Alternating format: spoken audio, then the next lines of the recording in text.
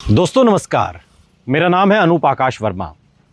असम की राजनीति में क्या असदुद्दीन ओवैसी और बदरुद्दीन अजमल हाथ मिलाकर बीजेपी को इस बार के विधानसभा चुनाव में पटकनी देने का मूड बना चुके हैं?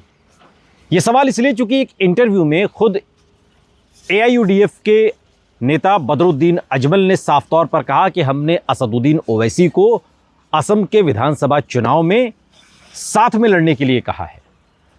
असदुद्दीन ओवैसी और बदरुद्दीन अजमल दोनों की राजनीति मुसलमानों की राजनीति है और दोनों की पकड़ मुसलमानों में है। असम के अंदर तकरीबन 30 से 35% मुस्लिम आबादी है।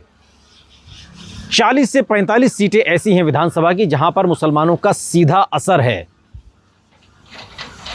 और यही बीजेपी चाहती है। बीजेपी इस पूरी लड़ाई को हार्डकोर हिंदुत्व वर्सेस हार्डकोर मुसलमान बनाना चाहती है, मुस्लिम कम्युनिटी के साथ जोड़कर, कांग्रेस को जिससे कोई स्पेस ना मिले।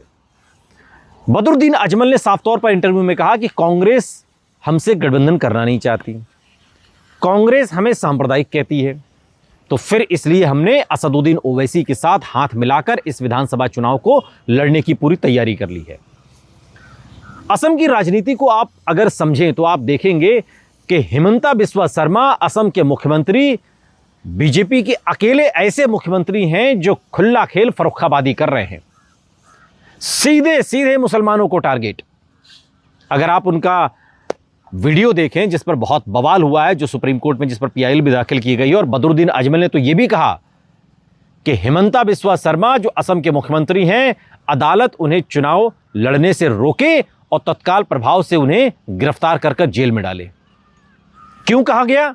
इसलिए कहा गया क्योंकि असम बीजेपी के ऑफिशियल एक्स हैंडल से एक वीडियो शेयर किया गया। वीडियो आपने देखा होगा। उस वीडियो में हिमंता बिस्वा शर्मा बंदूक ताने हुए दिखाई दे रहे हैं और किस पर तान रहे हैं?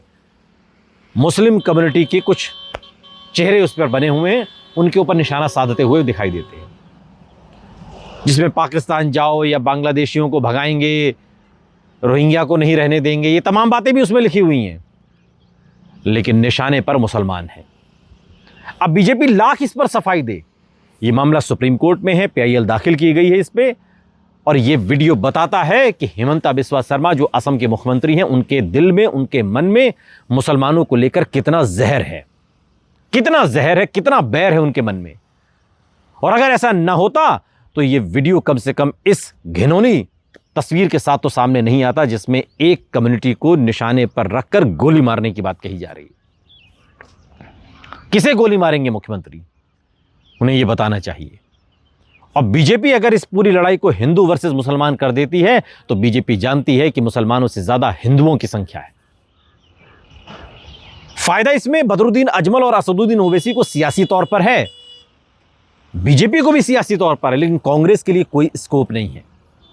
इसलिए कांग्रेस को चाहिए कि अगर उसे लड़ाई ढंग से लड़नी है, और बदरुद्दीन अजमल ने तो यह भी कहा कि कांग्रेस हमें सांप्रदायिक कहती है, हमें कहती है कि हम इनके साथ गठबंधन नहीं कर सकते, लेकिन सवाल यह है कि अगर बदरुद्दीन अजमल और असदुद्दीन ओवैसी मिल गए तो फिर कांग्रेस के लिए असम में कुछ नहीं बचेगा, कुछ भी नहीं बचेगा कांग्रेस के लिए, और फायदा बीजेपी को हो सकता है। हालांकि बदरुद्दीन अजमल ये कह रहे हैं कि जब एआईएमआईएम के नेता असदुद्दीन ओवैसी उनके साथ मिलेंगे तो बीजेपी को सत्ता से उखाड़ फेंकेंगे असम की, लेकिन ये तब मुमकिन होगा जब आपके साथ बाकी कम्युनिटी भी जुड़े।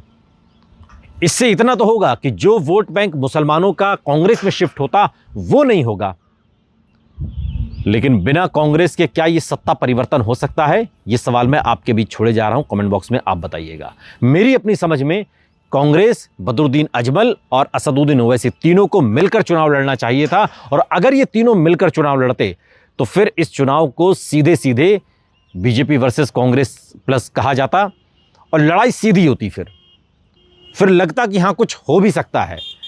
लेकिन जब आप हिंदू वर्सेस मुसलमान कर देंगे तो उसमें बहुसंख्यक आबादी के साथ बीजेपी को फायदा होगा, ये मेरी अपनी राजनीतिक समझ कहती है। बाकी आप कमेंट बॉक्स में हमें ज़रूर बताइएगा।